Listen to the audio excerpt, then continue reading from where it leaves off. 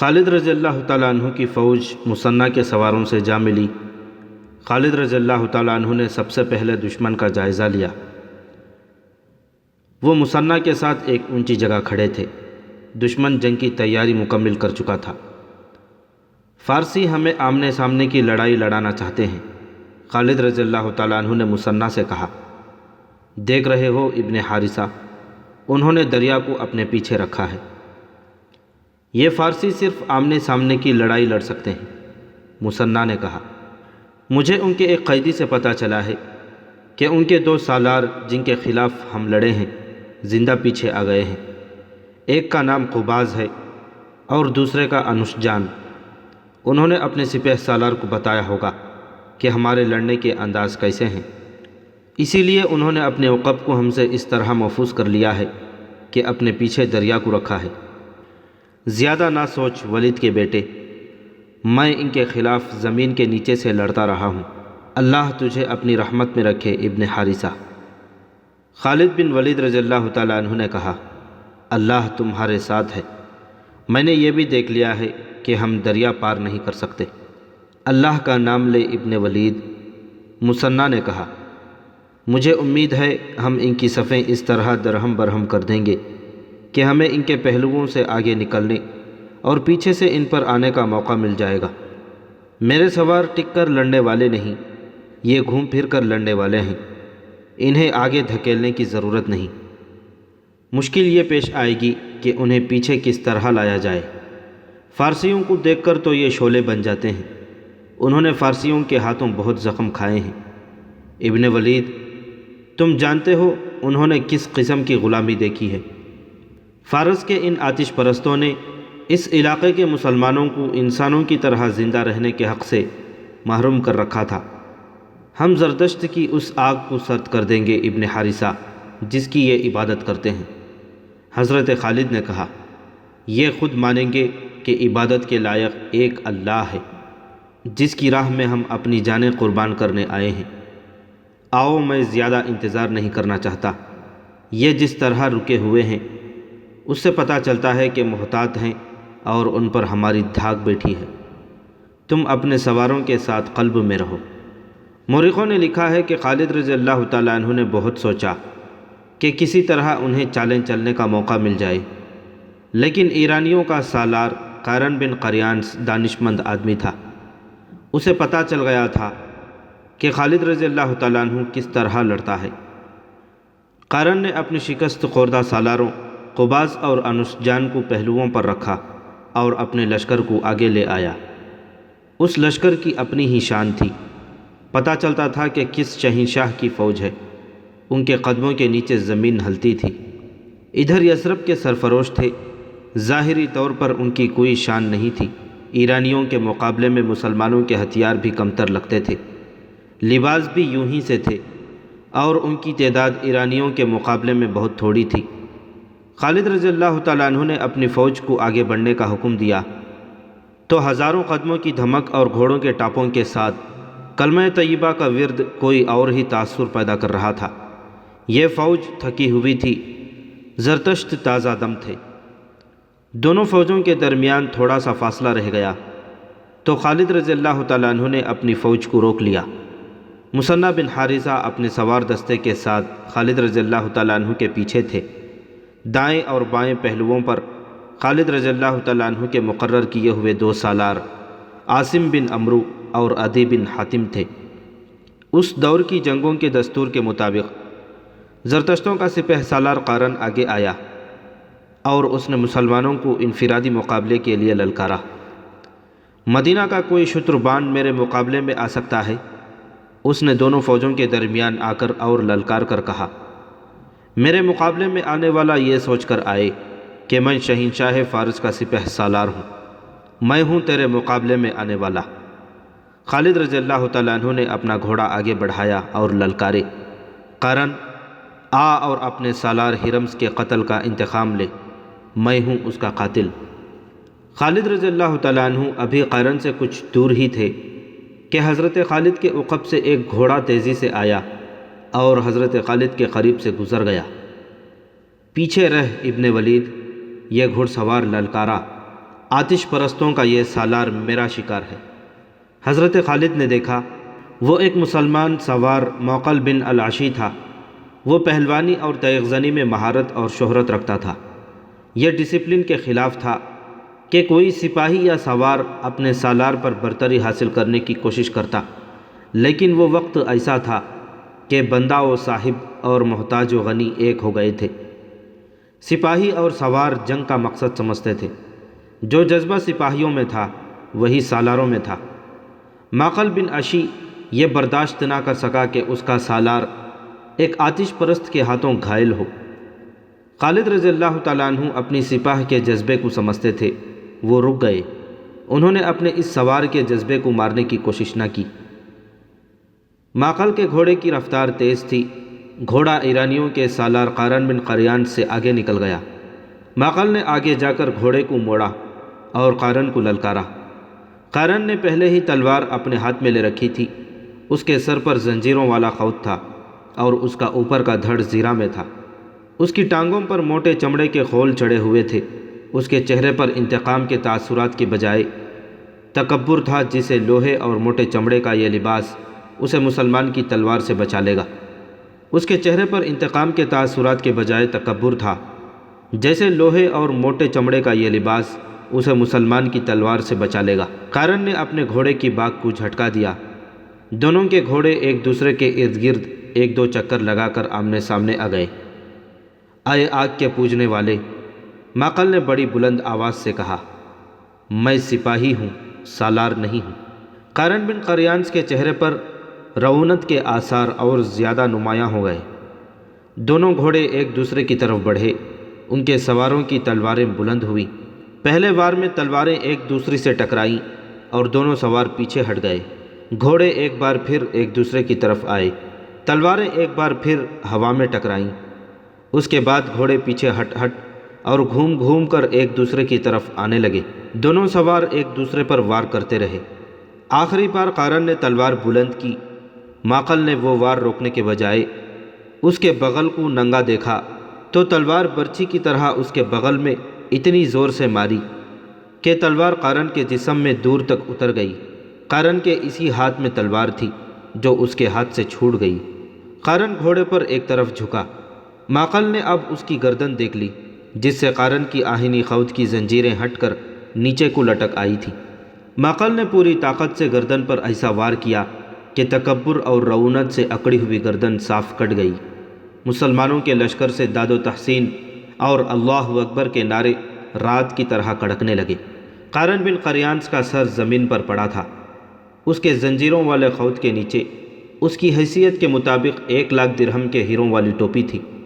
ایسی ہی ٹوپی ہرمز کے سر پر بھی تھی۔ قارن کا باقی دھڑ گھوڑے سے لڑک گیا، لیکن اس کا ایک پاؤں رکاب میں پھنس گیا۔ معقل نے قارن کے گھوڑے کو ٹھڈ ماری۔ گھوڑا قارن کے جسم کو گھسیٹتا دونوں فوجوں کے درمیان بے لگام دوڑنے لگا۔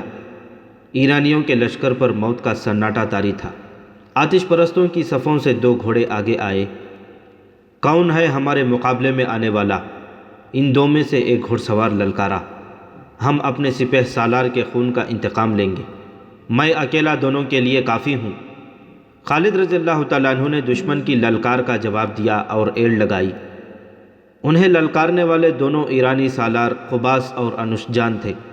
اچانک حضرت خالد کے عقب سے 2 گھوڑے آئے جو اس کے دائیں بائیں سے آگے نکل گئے۔ حضرت خالد کو ایک کی للکار سنائی دی، پیچھے رہو ولید کے بیٹے، ان دونوں سالاروں نے ہمارے ہاتھ دیکھے ہوئے ہیں، اب ہم انہیں بھاگ نکلنے کی مہلت نہیں دیں گے۔ حضرت خالد کے لشکر کے دوسرے سوار نے کہا۔ خالد رضی اللہ تعالیٰ عنہ نے دیکھا یہ دونوں سوار جو اس کے قریب سے گزر کر دشمن کے مقابلے میں چلے گئے تھے، اس کے لشکر کے دائیں اور بائیں کے پہلوؤں کے سالار عاصم بن عمرو اور عدی بن حاتم تھے۔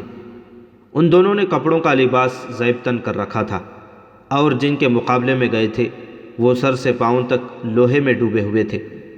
مسلمان سالاروں کو اپنے اللہ پر بھروسہ تھا اور آتش پرست اس زرہ پر یقین رکھتے تھے جو انہوں نے پہن رکھی تھی۔ انہیں معلوم نہ تھا کہ تلوار کے وار کو آہن نہیں عقیدہ روکا کرتا ہے۔ دونوں طرف تجربہ کار سالار تھے جو تیغ زنی کی مہارت رکھتے تھے۔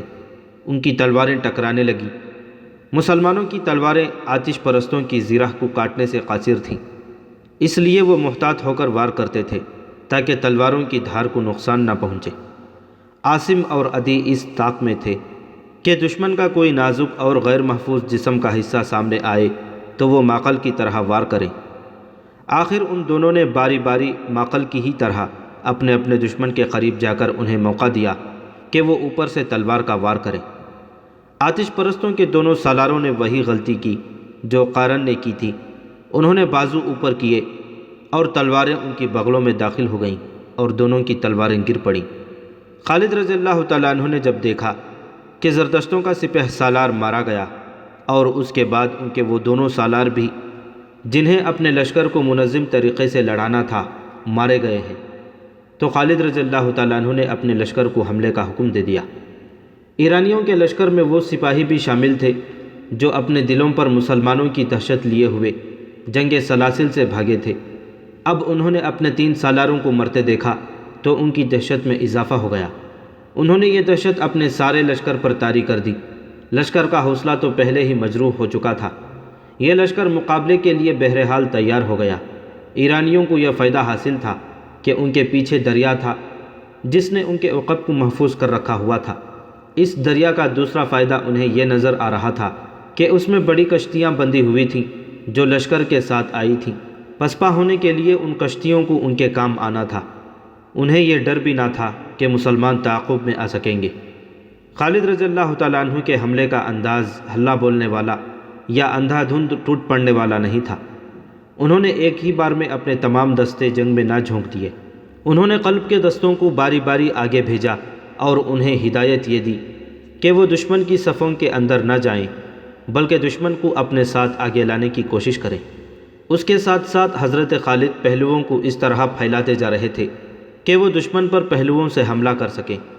دشمن کے سپہ سالار اور 2 سالاروں کی لاشیں گھوڑوں کے سمون تلے کچلی مسلی جا رہی تھیں۔ یہ فارس کی شہنشاہی کا غرور تھا جو مسلمانوں کے گھوڑوں تلے کچلا جا رہا تھا۔ اس صورتحال میں آتش پرستوں کے حوصلے مر سکتے تھے، بیدار نہیں ہو سکتے تھے۔ مسلمانوں کے نعرے اور ان کی للکار ان کے پاؤں اکھاڑ رہی تھی۔ زردشت کے پجاریوں، اللہ کو مانو، ہم ہیں محمد صلی اللہ علیہ وسلم کے شیدائی، اور اللہ اکبر کے نعروں سے فضا کانپ رہی تھی۔ جوش و خروش تو مثنہ بن حارثہ کے سواروں کا تھا، ان کی للکار الگ تھلگ تھی۔ اپنے غلاموں کی ضرب دیکھو، آج ظالموں سے خون کا حساب لیں گے، بلاؤ ارد شیر کو، زرتشت کو آواز دو۔ ایرانی سپاہ کے حوصلے جواب دینے لگے۔ ان کی دوسری کمزوری نے تو ان کے جسم توڑ دیے۔ یہ کمزوری ان کے ہتھیاروں کا اور زرہ کا بوجھ تھا، وہ تھکن محسوس کرنے لگے۔ حضرت خالد نے اپنی جو سپاہ کے ساتھ سپاہیوں کی طرح لڑ رہے تھے بھانپ لیا کہ آتش پرست ڈھیلے پڑتے جا رہے ہیں۔ انہوں نے جس شدت سے مقابلے اور جوابی حملوں کا آغاز کیا تھا اس شدت میں نمایاں کمی نظر آنے لگی۔ حضرت خالد نے اپنے قاصد پہلوؤں کے سالاروں عاصم اور عدی کی طرف اس حکم کے ساتھ دوڑا دیے کہ اپنے اپنے پہلوؤں کو اور باہر لے جا کر بیک وقت دشمن کے پہلوؤں پر حملہ کریں۔ اس کے ساتھ ہی حضرت خالد نے قلب کے پیچھے رکھے ہوئے محفوظہ کے دستے کو دشمن کے قلب پر حملے کا حکم دے دیا۔ ان دستوں کو جو پہلے موج در موج کے انداز سے حملے کر رہے تھے حضرت خالد نے پیچھے ہٹا لیا تاکہ وہ جوش و خروش میں ایسی تھکن محسوس نہ کرنے لگے جو ان کی برداشت سے باہر ہو جائے۔ ایرانی لشکر مسلمانوں کے نئے حملوں کی تاب نہ لا سکے۔ ان کا جانی نقصان بہت ہو چکا تھا، اب وہ بکھرنے لگے۔ مسلمانوں نے دیکھا کہ پیچھے جو ایرانی سپاہی تھے وہ دریا کی طرف بھاگے جا رہے تھے۔ اس وقت مسلمانوں کو وہ کشتیاں دکھائی دیں جو سینکڑوں کی تعداد میں دریا کے کنارے بندھی تھیں۔ کشتیاں توڑ دو، ایک مسلمان کی للکار سنائی دی۔ دشمن بھاگنے کے لیے کشتیاں ساتھ لایا ہے، ایک اور للکار سنائی دی۔ جب یہ للکار خالد بن ولید رضی اللہ تعالیٰ عنہ تک پہنچی تو انہوں نے دائیں بائیں قاصد اس حکم کے ساتھ دوڑا دیے کہ دشمن کے عقب میں جانے کی کوشش کرو اور ان کی کشتیاں توڑ دو یا ان پر قبضہ کر لو۔ قبضہ کر لینے کی صورت میں یہ کشتیاں حضرت خالد کے لشکر کے کام آ سکتی تھیں، انہیں بھی دریا پار کرنا تھا۔ جب یہ حکم سالاروں تک اور سالاروں سے سپاہیوں تک پہنچا تو یہی ایک للکار بلند ہونے لگی، کشتیوں تک پہنچو، کشتیاں بیکار کر دو، کشتیاں پکڑ لو۔ اس للکار نے آتش پرستوں کا رہا سہا دمخم بھی توڑ دیا۔ زندہ بھاگ نکلنے کا ذریعہ یہی کشتیاں تھیں جو مسلمانوں نے دیکھ لی تھیں۔ ایرانیوں نے لڑائی سے منہ موڑ کر کشتیوں کا رخ کیا۔ وہ ایک دوسرے سے پہلے کشتیوں میں سوار ہونے کے لیے دھکم پیل کرنے لگے۔ ان کی حالت ڈری ہوئی بھیڑوں کی مانند ہو گئی جو ایک دوسرے کی آڑ میں چھپنے کی کوشش کیا کرتی ہیں۔ ایرانی سپاہیوں نے کشتیوں پر سوار ہونے کے لیے گھوڑے چھوڑ دیے، حالانکہ کشتیاں اتنی بڑی تھیں کہ ان پر گھوڑے بھی لے جائے جا سکتے تھے۔ یہ تھا وہ موقع جب مجاہدین اسلام کے ہاتھوں آتش پرستوں کا قتل عام شروع ہو گیا۔ وہ کشتیوں میں سوار ہونے کی کوشش میں کٹ رہے تھے۔ ان میں سے جو کشتیوں میں سوار ہو گئے اور رسے کھول کر کشتیاں کنارے سے ہٹا لے گئے، ان میں زیادہ تر مسلمانوں کے تیروں کا نشانہ بن گئے۔ پھر بھی کچھ اور خوش نصیب تھے جو بچ کر نکل گئے۔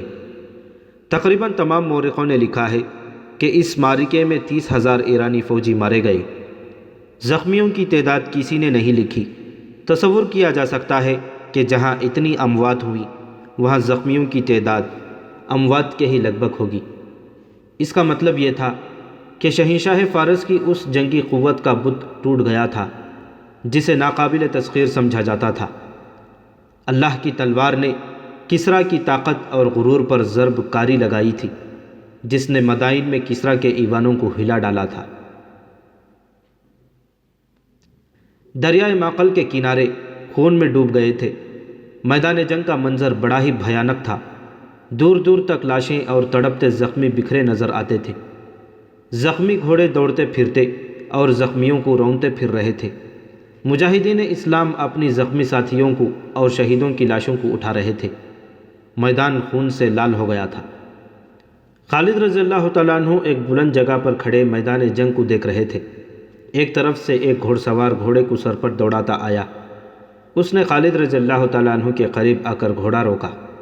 وہ مثنیٰ بن حارثہ تھا۔ گھوڑا خالد رضی اللہ تعالیٰ عنہ کے گھوڑے کے پہلو کے ساتھ کر کے مثنیٰ گھوڑے پر ہی خالد رضی اللہ تعالیٰ عنہ سے بغل گیر ہو گئے۔ ابن ولید مثنیٰ نے جذبات سے لرزتی ہوئی آواز میں کہا، میں نے آج مظلوم مسلمانوں کے خون کا انتقام لے لیا ہے۔ ابھی نہیں ابن حارثہ، حضرت خالد نے بڑے سنجیدے لہجے میں کہا، ابھی تو ابتدا ہے، ہمارے لیے اصل خطرہ اب شروع ہوا ہے۔ کیا تم نے ان کشتیوں کی تعداد نہیں دیکھی؟ کیا تم نے نہیں دیکھا کہ یہ کشتیاں کتنی بڑی اور کتنی مضبوط تھیں؟ اور تم نے یہ بھی دیکھا ہوگا کہ فارسیوں کے پاس ساز و سامان کس قدر زیادہ ہے۔ ان کے وسائل بڑے وسیع ہیں۔ ہم اپنے وطن سے بہت دور آ گئے ہیں۔ ہمیں اب انہی سے ہتھیار اور رسد چھین کر اپنی ضرورت پوری کرنی ہے۔ یہ کام آسان نہیں ابن حارثہ، اور میرے لیے یہ بھی آسان نہیں کہ میں ان دشواریوں اور محرومیوں سے گھبرا کر یہیں سے واپس چلا جاؤں۔ ہم واپس نہیں جائیں گے ابن ولید، مثنیٰ نے پرعزم لہجے میں کہا۔ ہمیں کسریٰ کے ایوانوں کی اینٹ سے اینٹ بجانی ہے۔ ہمیں ان آتش پرستوں پر یہ ثابت کرنا ہے کہ جھوٹے خدا کسی کی دستگیری نہیں کر سکتے۔ خالد رضی اللہ تعالیٰ عنہ نے اپنے سالاروں کو بلایا۔ اس سے پہلے وہ مال غنیمت کو اکٹھا کرنے کا حکم دے چکے تھے۔ ہماری مشکلات اب شروع ہوئی ہیں۔ حضرت خالد نے اپنے سالاروں سے کہا، ہم اس وقت دشمن کی سرزمین پر کھڑے ہیں۔ یہاں کے درخت اور یہاں کے پتھر اور اس مٹی کا ذرہ ذرہ ہمارا دشمن ہے۔ یہاں کے لوگ ہمارے لیے اجنبی ہیں۔ ان لوگوں پر فارس کی شہنشاہی کی دہشت طاری ہے۔ یہ لوگ اردو شیر کو فرعون سمجھتے ہیں۔ یہ بڑی مشکل سے مانیں گے کہ کوئی ایسی طاقت بھی ہے جس نے فارس کی شہنشاہی کا بت توڑ ڈالا ہے۔ میرے رفیقوں، یہاں کے لوگوں کو اپنے ساتھ ملائے بغیر ہم یہاں ایک قدم بھی نہیں چل سکتے۔ ہم کسی سے تعاون کی بھیک نہیں مانگیں گے۔ ہم محبت سے ان کے دل موہ لینے کی کوشش کریں گے، اور جس پر ہمیں ذرا سا بھی شک ہوگا کہ وہ ہمیں ظاہری طور پر یا درپردہ نقصان پہنچانے کی کوشش کر رہا ہے، اسے ہم زندہ رہنے کے حق سے محروم کر دیں گے۔ ہم ان لوگوں کو غلام بنانے نہیں آئے، ہم انہیں غلامی سے اور باطل کے عقیدوں سے نجات دلانے آئے ہیں۔ جو علاقے ہم نے لے لیے ہیں ان کے انتظامی امور کی طرف فوری توجہ دینی ہے۔ یہاں مسلمان بھی آباد ہیں، وہ یقیناً ہمارا ساتھ دیں گے۔ لیکن میرے دوستوں، کسی پر صرف اس لیے اعتماد نہ کر لینا کہ وہ مسلمان ہے۔ غلامی اتنی بری چیز ہے کہ انسانوں کی فطرت بدل ڈالتی ہے۔ یہاں کے مسلمانوں کو اعتماد میں لے کر ان سے معلوم کرنا ہے کہ شہنشاہ فارس کے حامی کون کون ہیں، ان کی چھان بین کر کے ان کے درجے مقرر کرنے ہیں۔ جس پر ذرا سا بھی شک ہو اسے گرفتار کر لو، اور جو غیر مسلم سچے دل سے ہمارے ساتھ تعاون کرنا چاہتا ہے اسے اسلام کی دعوت دو۔ میں مختلف شعبے قائم کر رہا ہوں۔ خالد رضی اللہ تعالیٰ عنہ نے مفتوحہ علاقوں کے باشندوں پر سب سے زیادہ توجہ دی۔ انہوں نے اعلان کیا کہ جو غیر مسلم باشندے مسلمانوں کی اطاعت قبول کر لیں گے ان سے جزیہ وصول کیا جائے گا، اور مسلمان انہیں اپنی پناہ میں سمجھیں گے۔ ان کی ضروریات اور ان کے جان و مال کا تحفظ مسلمانوں کی ذمہ داری ہوگی۔ اس اعلان کے ساتھ ہی بیشتر باشندے مسلمانوں کی پناہ میں آ گئے۔ خالد رضی اللہ تعالیٰ عنہ نے اس علاقے سے جزیہ اور محصولات وغیرہ جمع کرنے کے لیے ایک شعبہ قائم کر دیا جس کا نگران سوید بن مقرن کو مقرر کیا گیا۔ دوسرا شعبہ جس کی سب سے زیادہ ضرورت تھی وہ جاسوسی کا شعبہ تھا۔ اب باقاعدہ اور ماہرانہ جاسوسی کی ضرورت تھی۔ خالد رضی اللہ تعالیٰ عنہ نے اسی وقت اپنے جاسوس جو اسی علاقے کے رہنے والے مسلمان تھے دریائے فرات کے پار بھیج دیے۔ جب مال غنیمت جمع ہو گیا تو دیکھا کہ یہ جنگ سلاسل کی نسبت خاصا زیادہ تھا۔ خالد رضی اللہ تعالیٰ عنہ نے اس کے 5 حصے کیے، 4 اپنی سپاہ میں تقسیم کر کے 5واں حصہ مدینہ بھیج دیا۔ مورخ لکھتے ہیں کہ اس سے پہلے خالد رضی اللہ تعالیٰ عنہ کو اتنا سنجیدہ اور اتنا متفکر کبھی نہیں دیکھا گیا تھا جتنا وہ اب تھے۔ مئی 633 عیسوی کے پہلے ہفتے میں جو ماہ صفر 12 ہجری کا تیسرا ہفتہ تھا، زردشت کے پجاریوں کے لیے دریائے فرات کا سرسبز و شاداب خطہ جہنم بن گیا تھا۔ کس قدر ناز تھا انہیں اپنی جنگی طاقت پر، اپنی شان و شوکت پر، اپنے گھوڑوں اور ہاتھیوں پر۔ وہ تو فرعونوں کے ہم پلہ ہونے کا دعویٰ کرنے لگے تھے، اور کسریٰ دہشت کی علامت بنتا جا رہا تھا۔ دجلہ اور فرات کے سنگم کے وسیع علاقے میں خالد رضی اللہ تعالیٰ عنہ نے جنہیں رسول اکرم صلی اللہ علیہ وسلم نے اللہ کی تلوار کا خطاب دیا تھا، فارس کے زرتشتوں کو بہت بری شکستیں دی تھیں، اور ان کے ہرمز قارن بن قاریانس، انوشجان اور قباس جیسے سالاروں کو موت کے گھاٹ اتار دیا تھا۔ لیکن کسریٰ اردشیر نے ابھی شکست تسلیم نہیں کی تھی۔ اس کے پاس ابھی بے پناہ فوج موجود تھی، اور مدینہ کے مجاہدین کو وہ اب بھی بدو اور صحرائی لٹیرے کہتا تھا۔ اس نے شکست تسلیم تو نہیں کی تھی، لیکن شکست اور اپنے نامور سالاروں کی مسلمانوں کے ہاتھوں موت کا جو اسے صدمہ ہوا تھا اسے وہ چھپا نہیں سکتا تھا۔ ہرمز کی موت کی اطلاع پر وہ اپنے دل پر ہاتھ رکھ کر دوہرا ہو گیا تھا۔ اس نے سنبھلنے کی بہت کوشش کی تھی، لیکن ایسے مرض کا آغاز ہو چکا تھا جس نے اسے بستر پر گرا دیا تھا۔ مورخوں نے اس مرض کو صدمے کا اثر لکھا ہے۔ کیا میرے لیے شکست اور پسپائی کے سوا اب کوئی خبر نہیں رہ گئی؟ اس نے بستر میں اٹھ کر بیٹھتے ہوئے گرج کر کہا۔ کیا مدینہ کے مسلمان جنات ہیں؟ کیا وہ کسی کو نظر نہیں آتے اور وار کر جاتے ہیں؟ طبیب اردشیر کی منظور نظر 2 جوان سال بیویاں اور اس کا وزیر حیران اور پریشان کھڑے اس قاصد کو گھور رہے تھے جو ایرانیوں کی فوج کی ایک اور شکست اور پسپائی کی خبر لایا تھا۔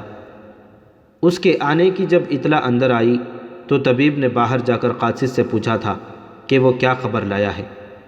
قاصد نے خبر سنائی تو طبیب نے اسے کہا تھا کہ وہ کسریٰ کو ابھی ایسی بری خبر نہ سنائے، کیونکہ اس کی طبیعت اس کی متحمل نہیں ہو سکے گی۔ لیکن یہ قاصد کوئی معمولی سپاہی نہیں تھا، وہ طبیب کا کہنا مان جاتا۔ وہ پرانا کمانڈر تھا، اس کا عہدہ سالاری سے 2 ہی درجے کم تھا۔ اسے کسی سالار نے نہیں بھیجا تھا، اسے بھیجنے کے لیے کوئی سالار زندہ نہیں رہا تھا۔ طبیب کے روکنے سے وہ نہ رکا۔ اس نے کہا کہ اسے کسریٰ کی صحت کا نہیں، فارس کی شہنشاہی اور زردشت کی عظمت کا غم ہے۔ اگر شہنشاہ اردشیر کو اس نے دجلہ اور فرات کی جنگی کیفیت کی پوری اطلاع نہ دی تو مسلمان مدائن کے دروازے پر آ دھمکیں گے۔ اس نے طبیب کی اور کوئی بات نہ سنی، اندر چلا گیا اور اردشیر کو بتایا کہ مسلمانوں نے فارس کی فوج کو بہت بری شکست دی ہے۔ اردشیر لیٹا ہوا تھا، اٹھ بیٹھا، غصے سے اس کے ہونٹ اور اس کے ہاتھ کانپ رہے تھے۔ شہنشاہ فارس، کمانڈر نے کہا، مدینہ والے جنات نہیں، وہ سب کو نظر آتے ہیں، لیکن کیا قارن مر گیا تھا؟ اردو شیر نے غصے سے پوچھا۔ ہاں شہنشاہ، کمانڈر نے جواب دیا، وہ ذاتی مقابلے میں مارا گیا تھا، اس نے دونوں فوجوں کی لڑائی تو دیکھی ہی نہیں۔ مجھے اطلاع دی گئی تھی کہ قباس اور انوشجان بھی اس کے ساتھ تھے، وہ بھی قارن کے انجام کو پہنچ گئے تھے، کمانڈر نے کہا۔ وہ قارن کے قتل کا انتقام لینا چاہتے تھے۔ دونوں نے اکٹھے آگے بڑھ کر مدینہ کے سالاروں کو للکارا اور دونوں مارے گئے۔ شہنشاہ فارس، کیا فارس کی اس عظیم شہنشاہی کو اس انجام تک پہنچنا ہے؟ نہیں نہیں، گستاخی کی معافی چاہتا ہوں۔ اگر کسریٰ نے صدمے سے اپنے آپ کو یوں روگ لگا لیا تو کیا ہم زردشت کی عظمت کو مدینہ کے بددوؤں سے بچا سکیں گے؟ تم کون ہو؟ اردو شیر نے پوچھا۔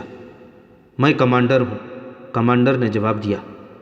میں کسی کا بھیجا ہوا قاصد نہیں، میں زردشت کا جانثار ہوں۔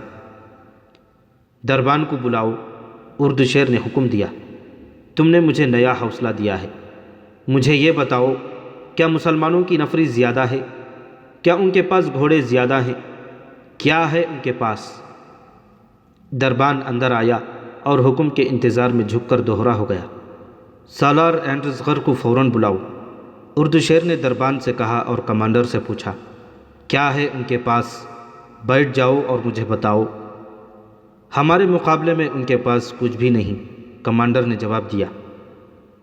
ان میں لڑنے کا جذبہ ہے، میں نے ان کے نعرے سنے ہیں، وہ نعروں میں اپنے خدا اور رسول صلی اللہ علیہ وسلم کو پکارتے ہیں۔